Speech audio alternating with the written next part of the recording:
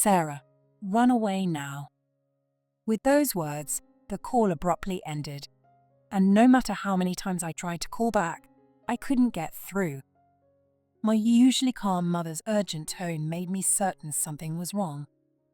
"What's happening with Mom?" She had been battling an illness for a few years and had recently been hospitalized. We used to talk on the phone every day, but since she was in the hospital, I hadn't heard from her, which puzzled me.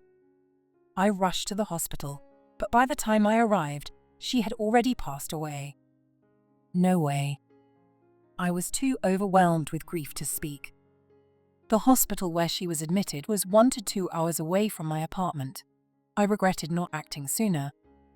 In the end, the meaning of her words, "Run away now," remained a mystery, one I would never understand. But in my sadness and confusion, I would come to learn the meaning of my mother's words in an unexpected way. I'm Sarah, a 25-year-old office worker. My parents divorced before I could remember, and my mother raised me on her own. After starting to live alone as an adult, we saw each other less frequently.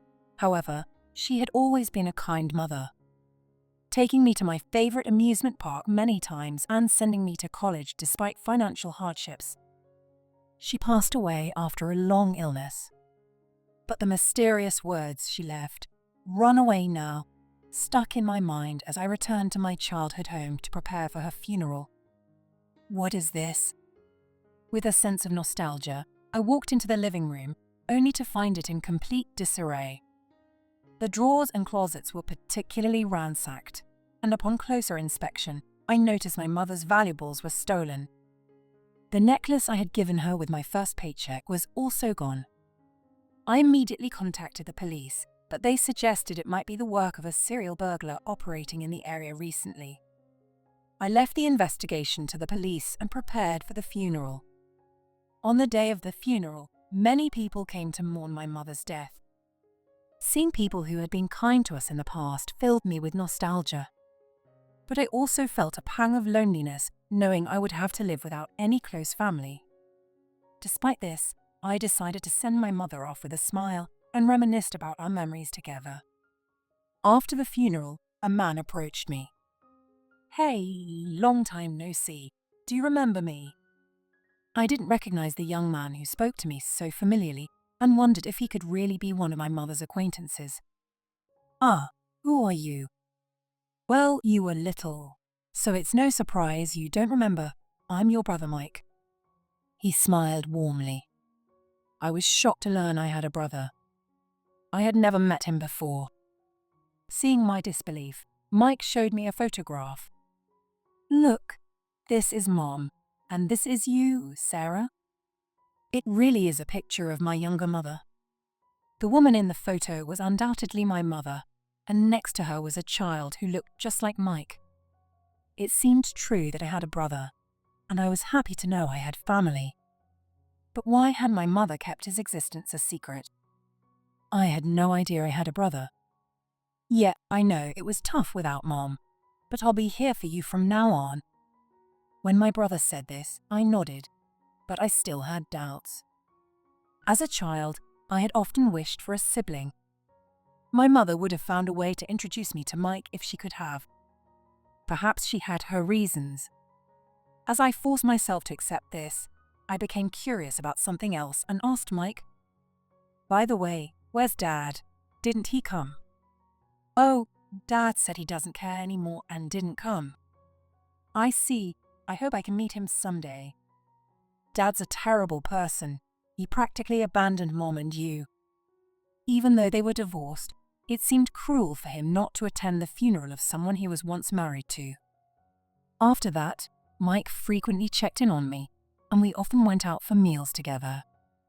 During one of those times, Mike told me that even after the divorce, Dad kept asking Mom for money and might come to me next.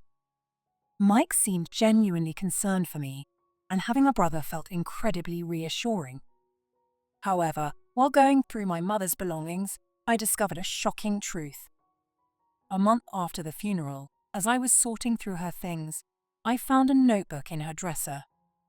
Flipping through it, I realized it was my mother's diary. She had written in it daily since before the divorce, filling 10 volumes. Feeling a bit guilty, I started reading. Seeing my mother's beautiful handwriting made me tear up with nostalgia. Mike came to visit, even though the terms with my ex-husband said we couldn't see each other. I secretly gave him some pocket money out of joy.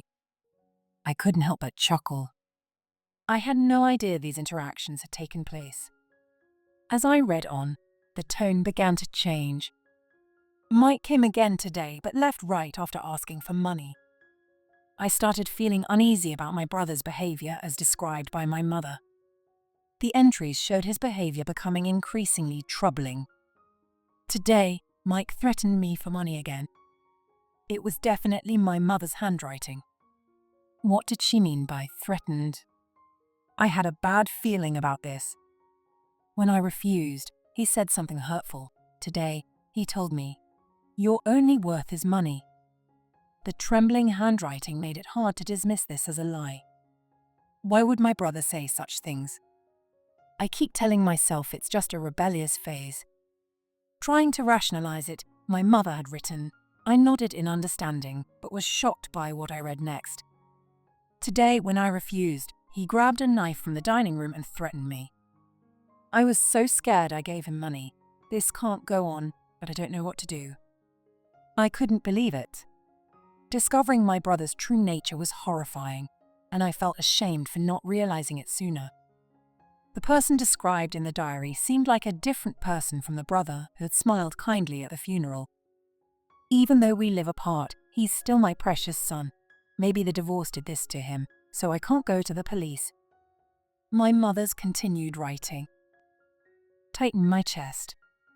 I understood her feelings, but I couldn't see someone who would threaten my beloved mother with a knife as my brother anymore. He said he'd squeeze money out of my sister too. I can't let that happen. To protect me, my mother had kept Mike's existence a secret, but her diary revealed everything. I have to protect her from Mike before I'm gone. The call that day was likely meant to warn me about Mike. She must have been terrified of him harming me. Thinking about how my brother had tormented my mother for years and then attended her funeral without remorse made me furious. I resolved to get revenge on him, holding my mother's diary in my hand.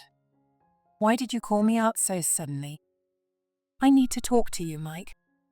3 days later, I called Mike to our childhood home. It might seem dangerous to be alone with someone who had used a knife to threaten, but I had a plan. "I know what you did to Mom."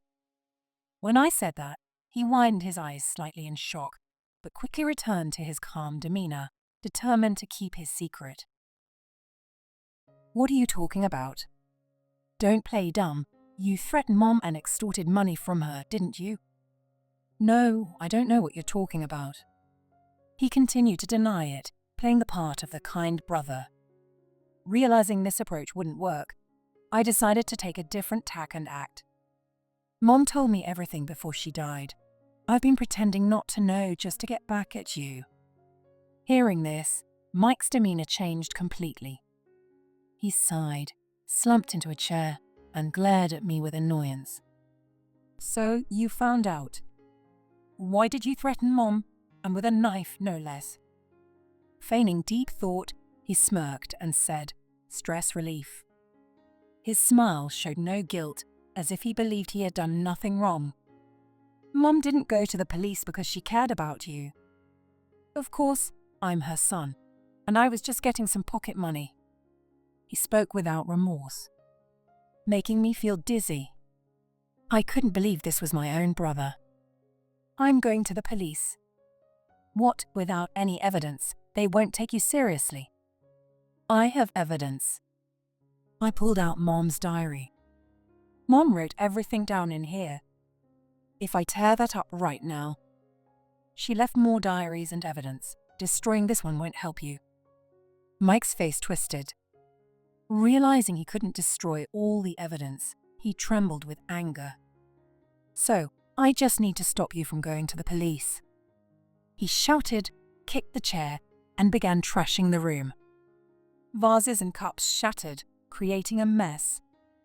Once everything was on the floor, he ran to the dining room, grabbed a knife, and slowly approached me. "If you agree to be my cash cow, I'll let you go."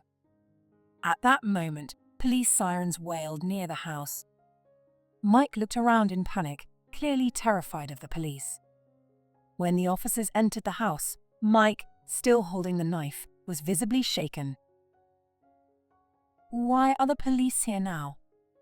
he yelled, unable to understand. He seemed disoriented as the officers entered the living room. "I asked them to come." "What?" Mike looked at me in disbelief. It was time to reveal my big act. "I asked a colleague from work to call the police at a certain time." "What?" "I thought Mom's diary alone might not be enough evidence. So I decided to have my brother caught in the act of threatening with a knife. That's why I staged the scene." "Enough!"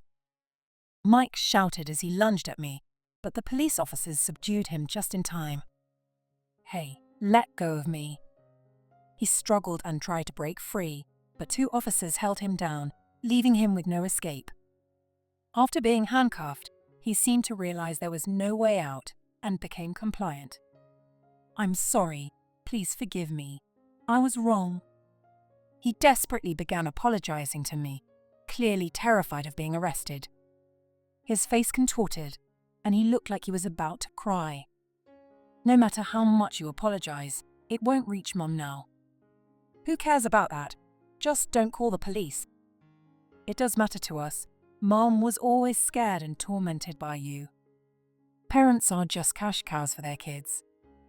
He continued to curse, but I ignored him. As the officers led him away, he started crying. "I'm sorry, please. Not the police. I'll never forgive you for hurting Mom. Officers, take him away." When I declared this, Mike's face twisted in anguish.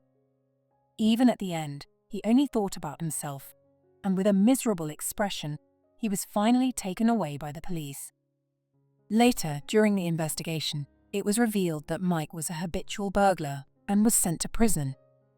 He must have been so desperate to avoid the police because he didn't want his past crimes to be exposed. It was Mike who had ransacked our family home that day. He had also pawned the necklace I had given Mom. I lost something she cherished. Even in prison, Mike repeatedly caused trouble, extending his sentence each time. Despite losing my dear mother, I found happiness with the co-worker who had called the police that day, and we plan to get married soon. He is a kind and understanding person, and I feel lucky to have met him. I'm sure Mom is watching over us from heaven. When we visit her grave together, I know she'll be happy for us.